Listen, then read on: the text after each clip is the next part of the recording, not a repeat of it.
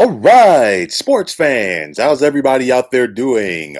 William Martin coming at you one more time here on YouTube with another edition of the 300 Pounds of Sports Knowledge Podcast.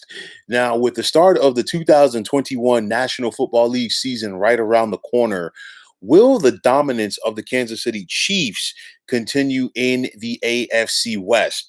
Kansas City has won the last five straight AFC West titles.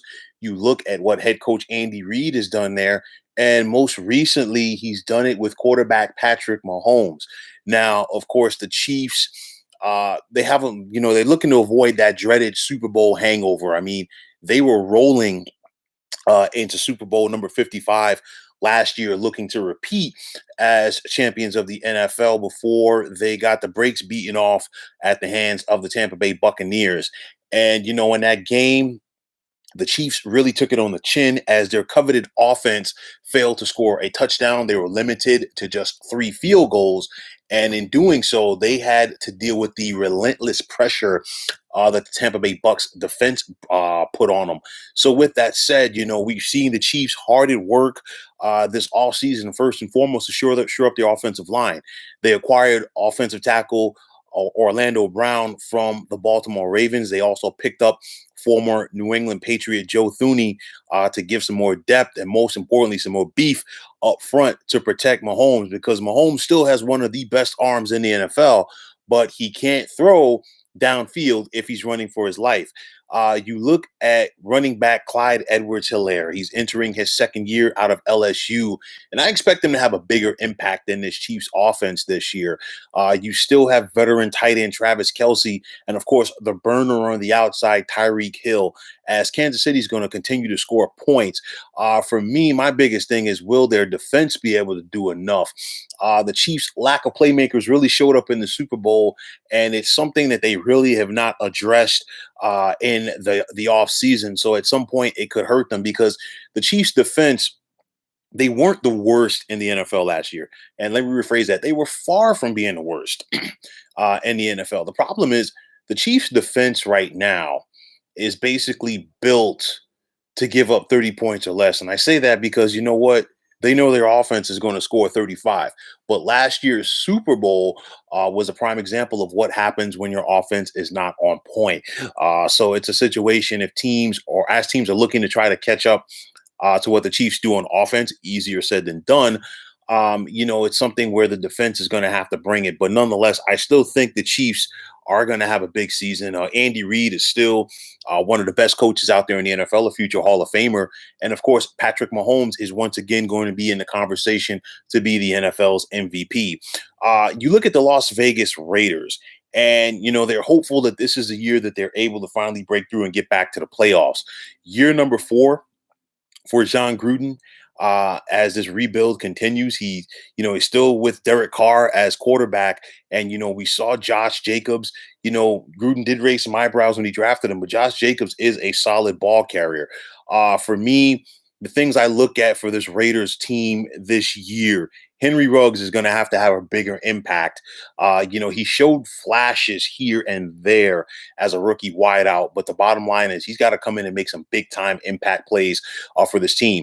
We saw what Darren Waller could do last year with his athleticism coming from the tight end position, but it's a situation where, Waller can still have a good year, but Ruggs needs to be that consistent guy at the wide receiver position for the silver and black attack.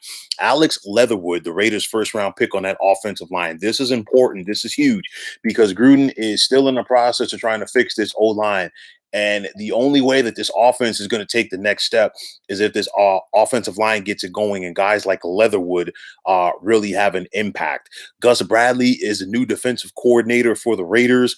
Formerly, Bradley's biggest claim to fame as far as being in the NFL, of course, was his time as a D coordinator for the Seattle Seahawks when they won the Super Bowl. But of course, he's not bringing that type of talent to the Vegas with him. So it's going to be interesting to see what Bradley can cook up for this unit. But nonetheless, I do think the Raiders will be in the mix to make a postseason spot. Remember, the Raiders, the first half of last season, they were doing okay. They were right there in the mix for a postseason spot. They had that victory under their belts on the road against Kansas City, but then they blew that game late to the Chiefs on Sunday night later in the season, and they never recovered for that. So I think that the Raiders really want to try to get off to a stronger start this year. And on top of that, they have to be consistent for the entire season. And this is something that Gruden is going to have to preach to his team. You look at the Los Angeles Chargers and their new head coach, Brandon Staley. Will he be able to turn around the fortunes of this club? It all starts with quarterback Justin Herbert. He really, made a name for himself as a rookie last season with a big year. But the big question is, will he be able to avoid the sophomore jinx? And I say that because now 31 defenses around the NFL have game tape on Justin Herbert, so they know what he can do and they know what he cannot do. So they're definitely going to try to go out there and game plan for him more as and really try to like magnify his weaknesses and minimize his strengths. Easier said than done. Keenan Allen, the veteran wide receiver, he's never been able to stay healthy throughout his career. But you also have Mike Williams at the other wide receiver position, and I think he can have a big impact for this Chargers offense. Defensively, there's a lot of talent for the Chargers here. You have Joey Bosa, who is a solid pass rusher. Derwin James coming back at safety. Can he stay healthy? A lot of people are going to be watching rookie cornerback Asante Samuel Jr.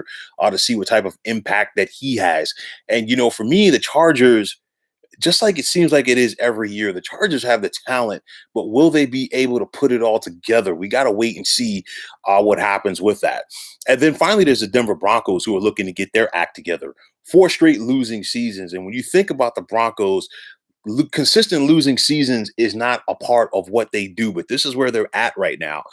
George Patton is the new general manager. Of course, Vic Fangio, is still the head coach.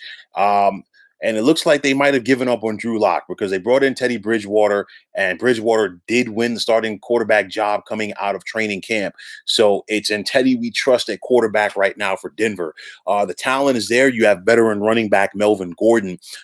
Jerry Jeudy at wide receiver. Is he going to be able to have a bigger second year coming out of Alabama? KJ Hamler, another explosive player as well in this Denver offense. And if they can get some consistent quarterback play, let's see if Jeudy and Hamler can take their games to the next level. The same can be said for Noah Fant at tight end. But defensively, the Broncos have a lot of talent. You still have Von Miller, the veteran pass rusher and future Hall of Famer. Bradley Chubb is a solid pass rusher. And I'm looking at the secondary. You have Kyle Fuller back there, and they used a first-round pick on Patrick Surtain Jr., the best cornerback coming out of this year's draft. So, typically when you think about Denver, it's about the offense, but nonetheless, they typically get it done with their defense over the years. Of course, the famed Orange Crush from a couple of generations ago. You look at this, and of course, Vic Fangio is coaching his team. I think the Broncos will make some improvements this season if they're able to keep Bridgewater healthy, and not just Bridgewater, both Chubb and Von Miller on that defense as well. Denver definitely has the talent. The Raiders have improved their team, and I think they're going to get closer to being a postseason team here in 2021. The Chargers, they're going to be up and down because it seems like every single year with the Chargers, they have like a good 3 or 4 games where it looks like, they have it in the bag. And when, you get to that 60-minute mark, the Chargers have found a way to lose the game. So with that said, I think that Kansas City is still going to be the team to beat in this division. I still think they do win this division. I think the Raiders will have some improvement, and I think that they are going to enjoy having fans at Allegiant Stadium this time around. When they moved to Vegas last year, they did not have fans. So that place is going to be buzzing, especially their first game of the season when they host the Baltimore Ravens. But there's plenty of excitement in this division. I think that the gap is closing with some of the other teams in this division in Kansas City, but nonetheless, it's not close enough where I could say, well, you know what? Hey, Kansas City is really in jeopardy of not winning the division this year. They are still the best team.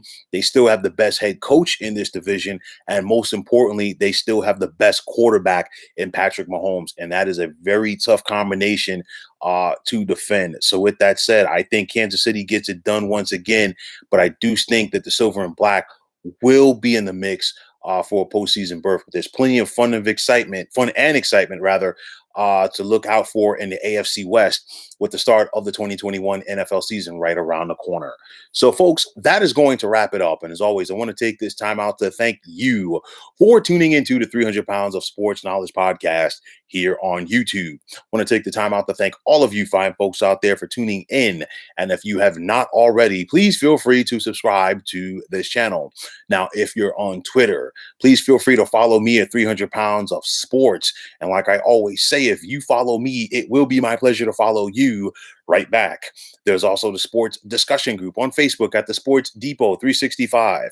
You can check it out, drop a line, and be a part of one of the better sports debating sites going on social media. So once again, fine folks, my name is William Martin, signing off, saying take care and have yourselves a wonderful day.